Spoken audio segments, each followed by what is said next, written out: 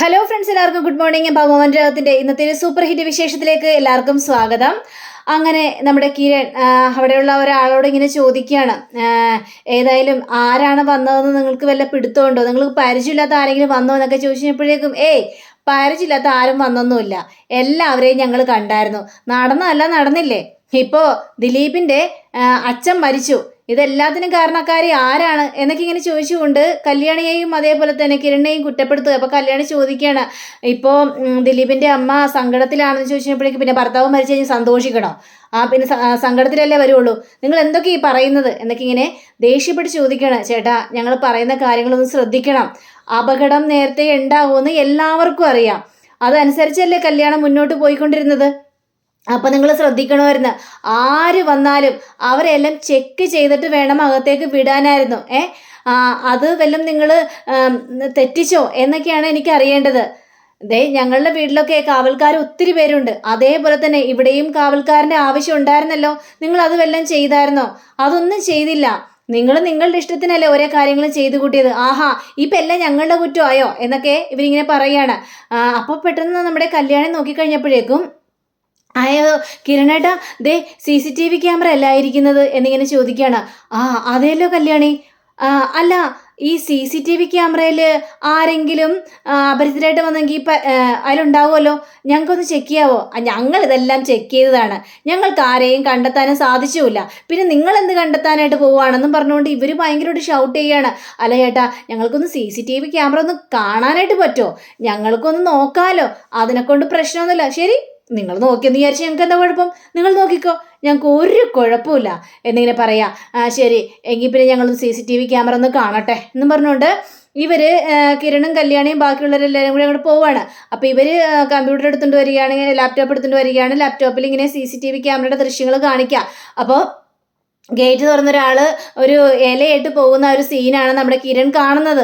ഇയാൾ ആരാണെന്നൊക്കെ ചോദിച്ചപ്പോഴേക്കും അത് ഞങ്ങളുടെ വീട്ടിൽ ഇലയായിട്ട് വന്ന ഒരാളാണ്, അയാളെന്ന് സംശയിക്കേണ്ട ആവശ്യമൊന്നുമില്ല. അപ്പോൾ ഇതൊന്ന് സൂം ചെയ്തേട്ടാ, ഒന്ന് സൂം ചെയ്തേ എന്ന് പറഞ്ഞപ്പോഴേക്കും ആ മുഖം ഒന്ന് സൂം ചെയ്യാണ്.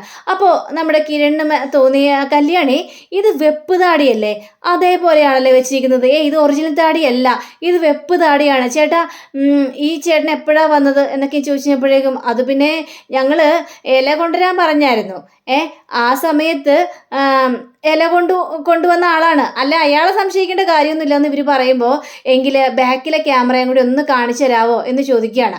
അങ്ങനെ ശരി, കാണിച്ചു തരാം എന്നും പറഞ്ഞുകൊണ്ട് ഇവർ ബാക്കിൽ ആ ക്യാമറയുടെ സീനും കൂടി ഇങ്ങനെ കാണിച്ചു കൊടുക്കുകയാണ്. അപ്പോൾ ഈ താടി വെച്ച മനുഷ്യൻ തന്നെ ആ അടുക്കള വശത്തേക്ക് പോയിട്ട് ഡോർ കുത്തി തുറക്കുന്ന ആ ഒരു രംഗമാണ് ഇവരവിടെ കാണുന്നത്. ഇത് കണ്ടു കഴിഞ്ഞപ്പോഴേക്കും എല്ലാവരും ഞെട്ടിപ്പോയി. അപ്പോൾ കിരൺ പറയാണ്, കണ്ടോ ഇപ്പം എങ്ങനെ ഇരിക്കുന്നു, ഞാൻ പറഞ്ഞില്ലേ ഓരോ ആൾക്കാരെയും ചെക്ക് ചെയ്തിട്ട് വേണം അകത്തേക്ക് കയറ്റി വിടാനെന്ന്, നമുക്ക് ഭീഷണി ഉള്ളതാണ്, അതുകൊണ്ട് തന്നെ ചെക്ക് ചെയ്തിട്ട് വേണം ആൾക്കാരെ കയറ്റി വിടാൻ. നിങ്ങൾ അതൊന്നും നോക്കിയില്ല, നിങ്ങൾ നിങ്ങളുടെ ഇഷ്ടത്തിന് ചെയ്തു, അതല്ല ഇതെല്ലാം സംഭവിച്ചത്. അയ്യോ അല്ല ഇല കൊണ്ടുവരാൻ വേണ്ടി ഒരാളോട് പറഞ്ഞായിരുന്നേ, അയാൾ വരുന്ന ആ കൃത്യസമയത്ത് തന്നെയാണ് ഇയാളും വന്നത്. അപ്പം ഞങ്ങൾ വിചാരിച്ച് ആ ഇല കൊണ്ടുവരാൻ വരുന്ന ആളാണെന്ന് ഞങ്ങൾ വിചാരിച്ചു. ഗംഗാപ്രസാദ് അങ്ങനെയാണ്, ഒളിഞ്ഞിരുന്നല്ലേ അവൻ ആക്രമിക്കുന്നത്, അവൻ ഏത് വേഷത്തിൽ വരുമെന്ന് പോലും പറയാനായിട്ട് പറ്റില്ല. അന്ന് ഞങ്ങളുടെ വീട്ടിൽ കയറിയതല്ലേ, അവൻ കഷ്ടിക്കാണ് അവൻ രക്ഷപ്പെട്ടത്. ഏതായാലും വീട്ടിലാർക്കും അങ്ങനെ അപകടം ഉണ്ടായില്ല, പക്ഷേ അത് കഴിഞ്ഞിട്ടും അവൻ ആ വീട്ടിൽ കയറി കല്യാണിയുടെ അമ്മയെ കൊന്ന കാര്യമൊക്കെ നിങ്ങൾക്കും അറിയാലോ, അതുകൊണ്ട് നിങ്ങൾ കരുതിയിരിക്കേണ്ട ആവശ്യം ഉണ്ടായിരുന്നു. അയ്യോ, ഞങ്ങൾ വിചാരിച്ചു ഇനി പറഞ്ഞിട്ടൊന്നും കാര്യമില്ല. അല്ല, ഇത് ഗംഗാപ്രസാദ് തന്നെയാണെന്ന് നിങ്ങൾക്ക് എങ്ങനെ അറിയാം, അത് അവൻ തന്നെയാണോ എന്ന് ചോദിക്കുമ്പോൾ, നിങ്ങളൊരു കാര്യം ചെയ്യ്, ഈ ഷൂട്ടൊക്കെ എൻ്റെ ലാപ്ടോപ്പിലേക്ക് ഒന്ന് സെൻഡ് ചെയ്യണം, അതിനുശേഷം ഞാനൊരു വ്യക്തത വരുത്തിയിട്ട് നിങ്ങളെ അറിയിക്കാം, അവൻ ഗംഗാപ്രസാദ് ആണോ അല്ലേ എന്ന് വ്യക്തത വരുത്തിയിട്ട് നിങ്ങളെ അറിയിക്കാം. എന്താ, അത്രയും പോരെ? ഞങ്ങൾക്ക് അത്രയും മതി, ഞങ്ങൾക്ക് അതിൽ കൂടുതലൊന്നും വേണ്ട, എങ്കിൽ ഞാൻ പറഞ്ഞ പോലെ നിങ്ങൾ ചെയ്താൽ മതി എന്നും പറയാം. അങ്ങനെ കിരൺ പറഞ്ഞ പോലെ തന്നെ ലാപ്ടോപ്പിലേക്ക് ആ ഒരു ദൃശ്യം അയച്ചു കൊടുക്കുകയാണ്. അങ്ങനെ കല്യാണിയും കിരണും കൂടി നേരെ കാറിൽ പോയിരുന്നിട്ട് ഈ ലാപ്ടോപ്പ് നോക്കിയാണ്. അങ്ങനെ ലാപ്ടോപ്പ് നോക്കി ഈ താടിയെല്ലാം മാറ്റിക്കഴിഞ്ഞാൽ ഇവൻ ആരായിരിക്കും എന്ന് നോക്കുകയാണ് നമ്മുടെ കിരൺ. അങ്ങനെ നോക്കി നോക്കി സൂം ചെയ്ത് നോക്കി കഴിഞ്ഞപ്പോഴേക്കും ഇരിക്കുന്നു ഇവർ വിചാരിച്ചതുപോലെ ഗംഗാപ്രസാദിനെ കണ്ട കല്യാണിയാകെ ഞെട്ടിപ്പോവാണ്. കിരണേട്ട, അപ്പോൾ കണ്ടതെല്ലാം സത്യം തന്നെയായിരുന്നല്ലേ?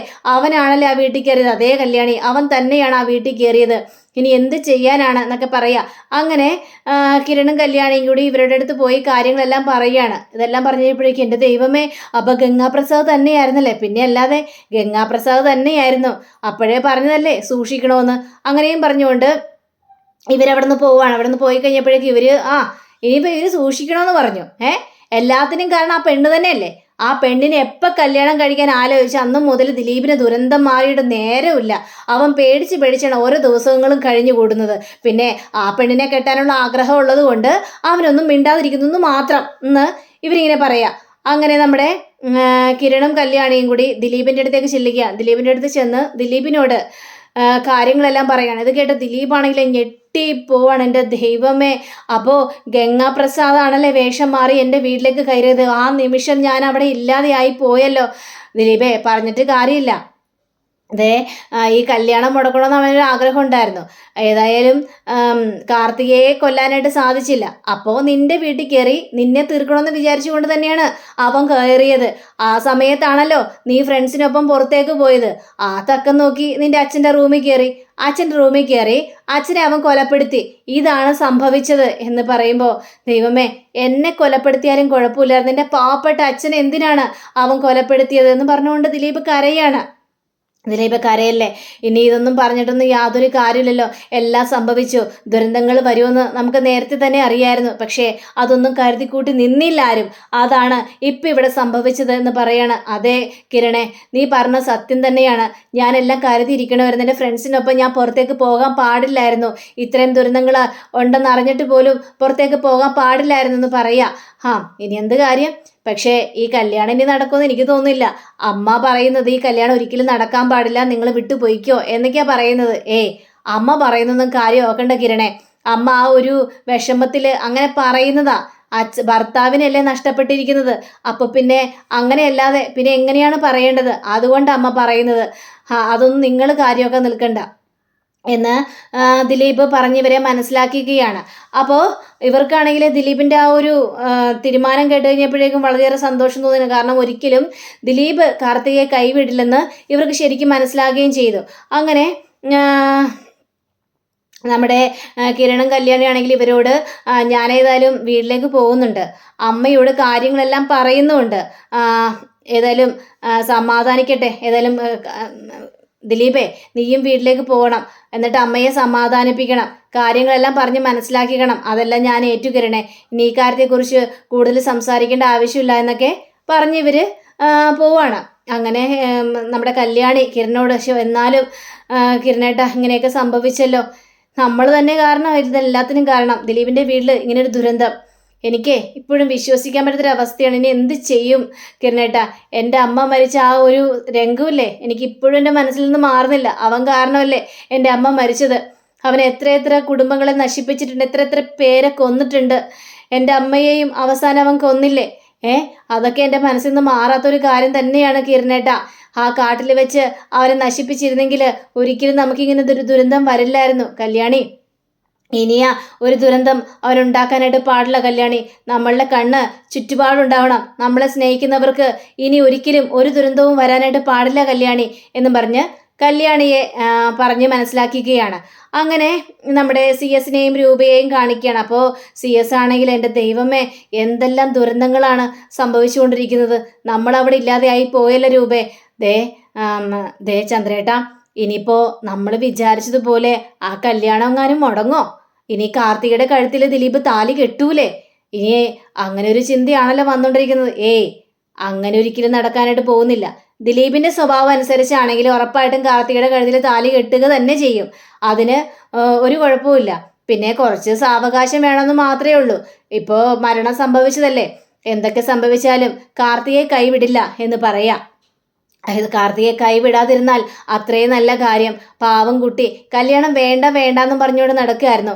ഇപ്പോൾ കല്യാണത്തോട് അടുത്ത് കഴിഞ്ഞപ്പോഴേക്കും അതും മുടങ്ങി. അതിനെങ്ങനെ സമാധാനിപ്പിക്കുമെന്ന് അറിയില്ലല്ലോ ചന്ദ്രേട്ടാ. പക്ഷേ അവനെ ആ കാട്ടി വെച്ച് തന്നെ തീർക്കണ്ടായിരുന്നു. എന്ത് പറയാൻ, നമ്മുടെ മകനെ തന്നെ കുറ്റം പറഞ്ഞാൽ മതി, അല്ലാതെ എന്ത് പറയാനാ? ആ നമ്മുടെ മകനാണെങ്കിൽ CS ഗംഗാപ്രസാദിനെ കാട്ടിൽ വെച്ച് തകർത്തടിച്ചു. പക്ഷേ അവനെ കൊന്നെന്ന് വരുത്തി. പക്ഷെ അവൻ ചത്തോ ഇല്ലേന്ന് നാടി പിടിച്ച് നോക്കായിരുന്നു, പൾസ് നോക്കായിരുന്നു. എന്നിട്ട് പോലെ അതുപോലും നോക്കാതെയാണ് നമ്മുടെ മകൻ പുറപ്പെട്ടു വന്നത്. എന്നിട്ട് കാട്ടിൽ പോയി അവൻ്റെ ജീവൻ അവൻ തിരിച്ചെടുത്ത് അവിടുത്തെ പെണ്ണിനെയും ഇല്ലാതാക്കി, അവിടുത്തെ മൂപ്പനെയും ഇല്ലാതാക്കി അവൻ തിരിച്ചു വന്നിരിക്കുന്നു. ഇപ്പൊ കണ്ടില്ലേ, ദേ പാവപ്പെട്ട ആ ദിലീപിന്റെ അച്ഛനെയും ഇല്ലാതാക്കിയില്ലേ അവൻ. ഇനി എന്ത് ചെയ്യും എന്നൊക്കെ ഇങ്ങനെ ചോദിക്കുകയാണ്. അവനിനി വെറുതെ വിടാനായിട്ട് പാടില്ലല്ലോ. ഏതായാലും ഈ കല്യാണം നടക്കണം, അവനെ തോൽപ്പിച്ചുകൊണ്ട് തന്നെ എന്നൊക്കെ ഇവരിങ്ങനെ പറയാ. പിന്നീട് കാണിക്കുന്നത് നമ്മുടെ ദിലീപിന്റെ അമ്മയാണ്. അപ്പൊ ദിലീപിന്റെ അമ്മ ഭയങ്കര കരച്ചിലാണ്. അപ്പൊ ദിലീപിന്റെ അമ്മയോട് ഇങ്ങനെ സംസാരിക്കണം, എന്തൊക്കെയാ വന്നാലും കേട്ടോ, ഇനി ഈ കല്യാണം നടക്കാനായിട്ട് സമ്മതിക്കരുത്. എന്തായാലും ആ പെണ്ണിന്റെ കാര്യത്തിൽ മുടക്കം സംഭവിച്ചാൽ മതിയായിരുന്നു.